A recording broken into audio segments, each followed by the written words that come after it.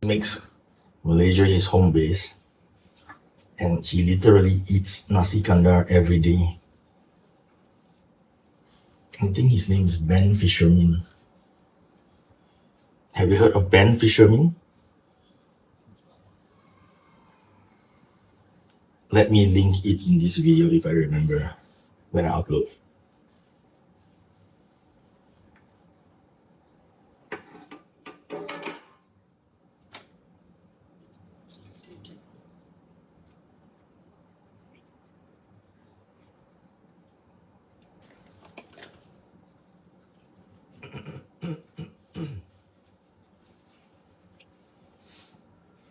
Ben is a tattoo artist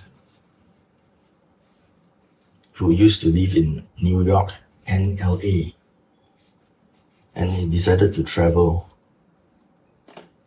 So he's traveled to Southeast Asia and he's hit the usual suspect places, like Bali, Bangkok, and then he came to KL.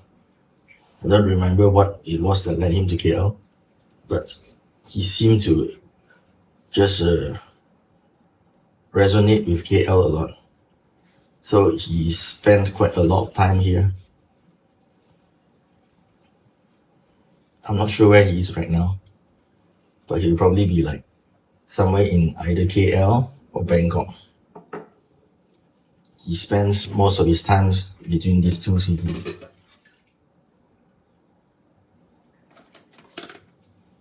I enjoy watching travel videos, travel YouTube channels of my own city and my own country, because it's kind of gives me a fresh perspective. I've lived in this city all my life, so it's kind of like a fish in water, right? If you ask a fish how do you find the water, the fish will answer what's water. Just like we don't normally think about the air until there's like some kind of noxious smell in the air.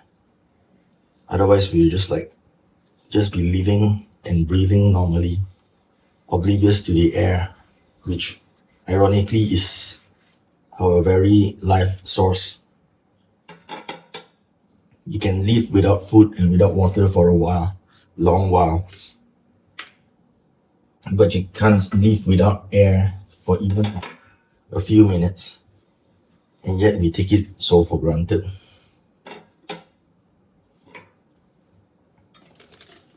So yeah,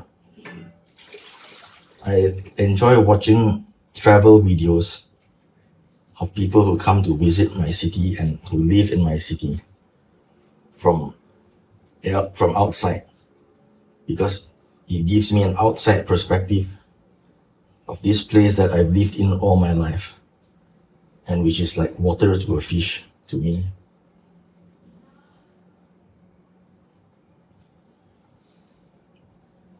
So when people like Ben Fisherman talks about the advantages of living in KL, it tends to surprise me pleasantly, because I just take it for granted, This is just my city. Conversely, when someone who is visiting points out some negative things about my city, then it's an eye-opening thing, because living in this city, you kind of get numb to the disadvantages, especially if you have a positive outlook like I do. I just tend to look on the bright side of everything. So I get surprised sometimes when travel bloggers point out some negative things of my city, and it makes me surprised. But we always do need to, we don't need to dwell on the negatives, but we do need to have people point them out to us when it becomes a blind spot to us. Even personally, like if you have a bad habit or something, a negative value, negative unconscious value, for example, and you kind of can become blind to. It's just like the air around you, just like the water, you know. So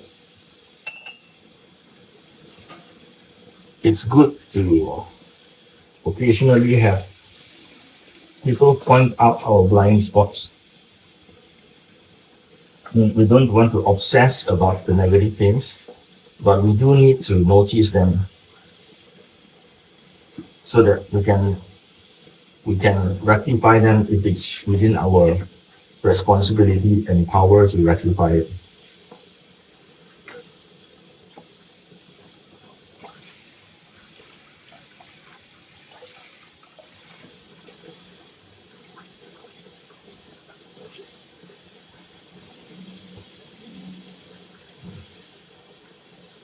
Circle of influence, that's what it's called. If it's in your circle of influence, then you need to do something about it.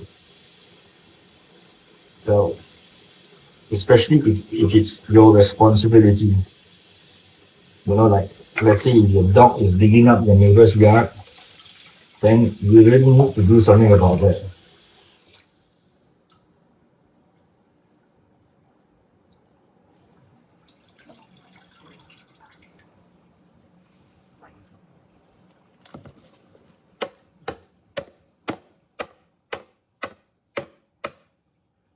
Strainer.